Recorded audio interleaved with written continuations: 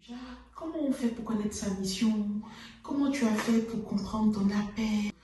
Je vais essayer de répondre à cette question inspirante de l'histoire de Néhémie.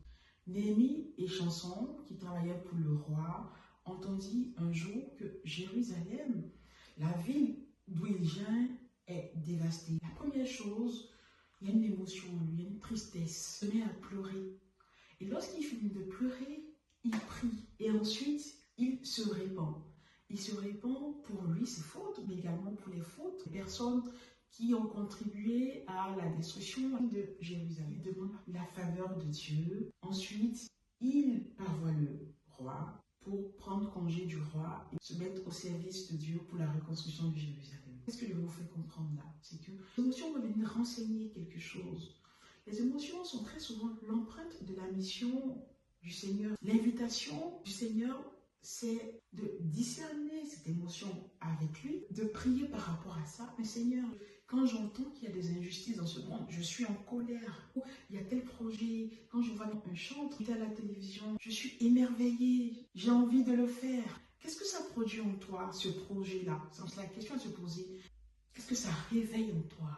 Parce que ça peut être un indice du projet de Dieu pour toi. La première chose. La seconde chose, c'est la repentance. On est, pour la plupart d'entre nous, pas alignés avec le projet de Dieu pour notre vie. On suit notre propre chemin. Donc, je te demande pardon parce que je n'ai pas obéi. Je ne me sens pas capable de le faire, de me repentir. Je demande sa faveur pour cette mission-là à laquelle il m'appelle. Seigneur, j'ai besoin de toi. Je ne peux plus compter sur mon intelligence. Je ne peux même pas compter sur mon intelligence. Je n'ai pas les capacités intellectuelles. Mais avec toi, je peux demander la faveur de Dieu et ensuite se mettre en chemin.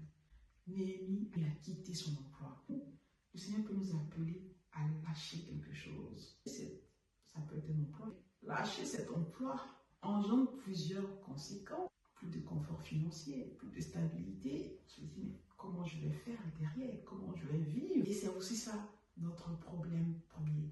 Ce n'est pas tant qu'on ne sait pas, on ne connaît pas notre voie, mais on a peur de faire des sacrifices. Alors aujourd'hui, c'est une invitation à faire sortir de ce tiroir ce projet que le Seigneur a mis dans ton l'esprit, mais qui est encore là, sur le côté, tout simplement parce que tu ne te sens pas capable. Invitation aujourd'hui pour toi. Alors, c'est quoi ma mission? C'est quoi ton appel? La première chose est de savoir qu'est-ce qui t'anime profondément. De là va découler la suite.